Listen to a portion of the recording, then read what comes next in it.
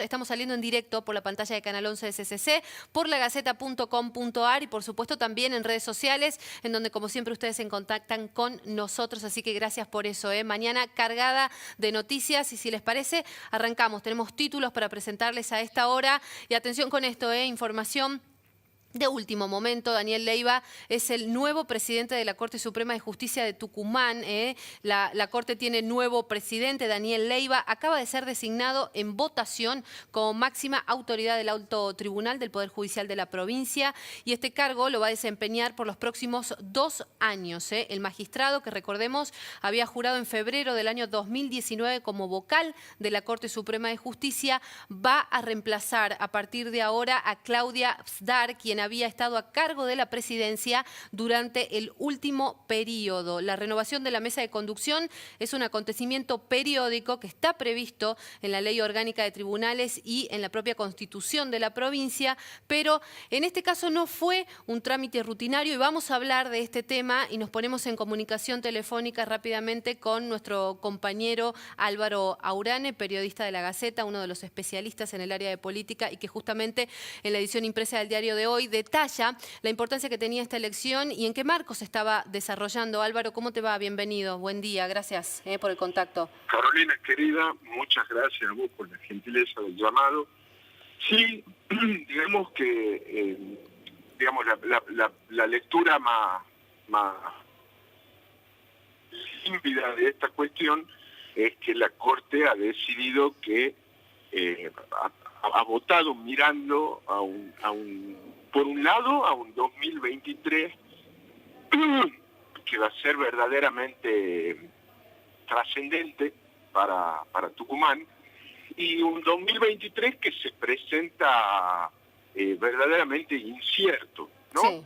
Sí. No tenemos certeza de cuál va a ser la suerte ni de la coalición que gobierna Tucumán, ni de la coalición que se le opone, y han terminado apenas 1 a 2 puntos los otros y están muy atravesados por cuestiones internas, ambos sectores. Entonces, el presidente de la Corte es también el presidente de la Junta Electoral Provincial. Exacto. ¿No? Y a partir de ello, la Corte es como que en votación dividida, 3 votos contra 2, ¿no? La mayoría de la Corte decidió optar por decidió hacer una opción por funcionarios que que tienen un pasado en el poder político y tienen experiencia, ¿no? Precisamente en la trinchera de la política. Porque el presidente de la Corte es Leiva, y por ende el presidente de la Junta Electoral, mientras que las decisiones de la Junta que va a integrar Leiva, que sean judicializadas y lleguen a la Corte, van a encontrar una Corte que va a estar presidida por el vocal decano. Exacto. Porque Leiva no puede ser juez y parte, no puede votar en la Junta y luego en la Corte, en esa materia, ¿no?, electoral. Y el vocal decano va a ser justamente Antonio Estofan, que es también un hombre, digamos, es el de más antigüedad dentro de la Corte Suprema de Justicia, pero también es un hombre que viene de las lides, de las trincheras políticas.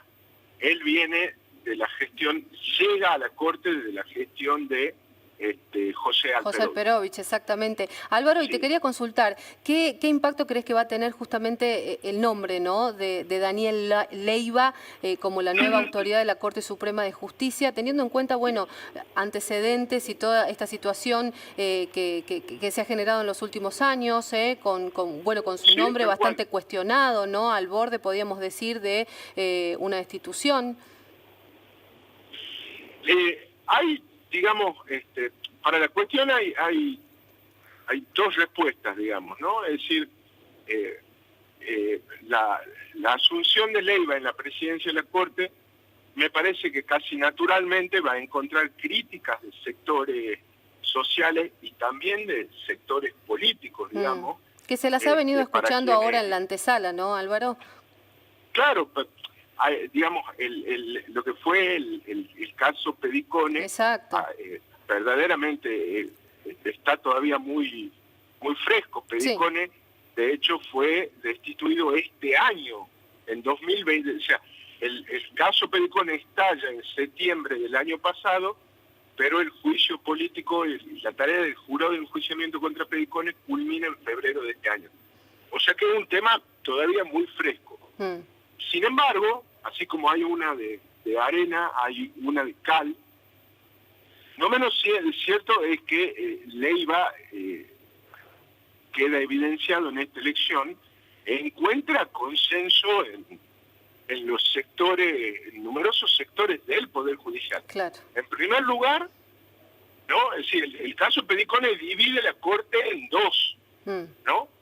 Es decir, se van a abstener, se van a aportar motu propio de votar en el asunto del caso Pericones Eleonora Rodríguez Campos y Antonio Estofán, que lo votan a Leiva ahora, y Leiva es presidente gracias al voto de ellos dos, y en cambio no se apartaron, sino que fueron recusados Daniel Pose y Claudia Slar, que no lo acompañaron con el voto a Leiva. Según lo que tengo entendido, ahora tengo que terminar de chequear la cuestión, Claudia Slar terminó con 2 votos en esa elección, el de ella y el de Daniel Pose, ¿no? Fueron votos, digamos, básicamente por la continuidad. Exacto. Pero así como encuentra un 3-2 en la Corte, la tarea que viene llevando adelante Leiva en la comisión, en la Oficina de Planificación Estratégica de la Corte, es una tarea que también viene encontrando mucho consenso en los jueces inferiores, ¿no? Es decir, pero de todas maneras, la cuestión es que a partir del caso Pericones, lo que nos queda claro es que no íbamos a tener unanimidad en la Corte en esta elección. Claro. Era algo que se esperaba. Claramente, Slar y Pose iban a votar por un lado y bueno, y los otros jueces básicamente iban a votar por otro. Y la división es tan profunda, Carolina, que los jueces lo van a hacer constar en el acta, ¿no? Es decir, podía también la Corte apelar a la cuestión de decir, bueno, nos dividimos acá adentro, pero afuera que figure que votó por unanimidad. No, va a quedar sentado. En 2019. Claro. No. Va a quedar asentado, digamos, que la votación ha sido verdaderamente dividida. Entonces, bueno, es como que estamos atravesando un periodo de división en todos los poderes del Estado, ¿no? Todos los poderes del Estado están agrietados, o en todo caso atravesados por cismas, ¿no? El Ejecutivo está dividido entre jaldistas y mansuristas, el Poder Legislativo también, y ahora vemos claramente que también vuelve a dividirse básicamente la Corte Suprema de Justicia. El desafío en todo caso para Leiva es que, cuestionado en su origen, consiga legitimarse en el ejercicio de la presidencia, ¿no? Exacto, todo un desafío. Hay claro, digamos, y eso, bueno, va a demandar no solamente tiempo, sino planes, ¿no? Es decir, hay un plan para sentar una impronta en la justicia, para llevar... ¿Cuál es el plan, digamos, para llevar una justicia que también está en una transición de las más diversas índoles, en transiciones propias porque se ha reformado el Código Procesal Penal. Claro. Eso ha generado nuevos órganos, se han pautado plazos para esos órganos, ¿no? Es decir, las causas del Código Procesal anterior tenían que estar resueltas en 2 años, no lo van a estar y va a haber que prorrogar el plazo de la tarea del fuero conclusional. Hay también una relación distinta con la política, ¿no? Es decir, la Constitución de 2006 crea el jurado de enjuiciamiento y en sus primeros 14 años el jurado de enjuiciamiento echó un juez el año pasado. Claro, ¿no? Con este panorama que venimos viendo, ¿no? De esta última semana, también, ¿no? Muy representativo, muy significativo de lo que ha venido ocurriendo. Este año echaron a 3. Sí. Es más, en los últimos 14 meses, porque Agulló el juicio político lo echa en septiembre del año pasado. Claro. En los últimos 14 meses, el jurado de enjuiciamiento echó 4 jueces y en los 14 años anteriores ninguno. Está cambiando la relación de la política con el Poder Judicial. Esperemos que se mantenga, Álvaro. ¿Vos qué opinás? Mirá, a mí lo que me interesa es el equilibrio de las instituciones. Por supuesto. Y vos sabés que lo que yo veo, Carolina, sí, es que el jurado de enjuiciamiento se está convirtiendo, tal y como lo advirtiera el juez Novillo hace más de una década, el camarista, el contencioso administrativo Novillo, se está convirtiendo en un pelotón de fusilamiento. Sí. O sea, la comisión de juicio político dice a quién le van a promover juicio político o no. Y cuando pasa al jurado de enjuiciamiento, no tenemos un jurado de especialistas que analizan el caso.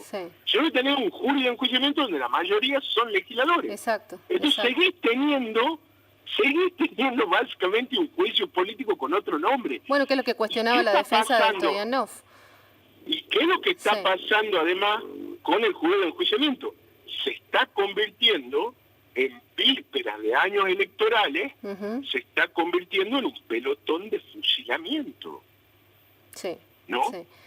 Sí, eso, entonces, a ver, por supuesto, en buena hora que el poder legislativo controle a los otros dos poderes y que la justicia controle al legislativo y al ejecutivo y al ejecutivo a la justicia y a la legislatura. Claro, claro. Ahora, el problema es cuando no tenés equilibrio. Exacto, exacto. ¿No?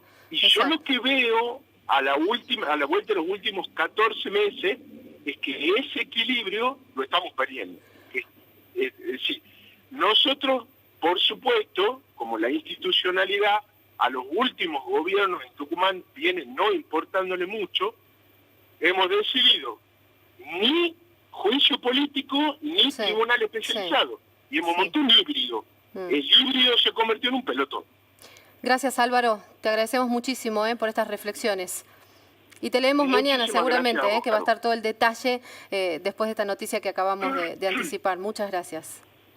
Gracias a vos. Un beso. Un saludo grande. Bueno, ahí estábamos conversando con nuestro compañero Álvaro Aurane. Seguramente vamos a tener toda la información mañana en la edición impresa de nuestro diario a raíz de esto que acabamos de confirmar, Daniel Leiva, el nuevo presidente de la Corte Suprema de Justicia. Y seguimos con otro de los títulos también de la mañana. Reiteramos esta información porque es un dato importante para que vayan teniendo en cuenta qué va a pasar con el transporte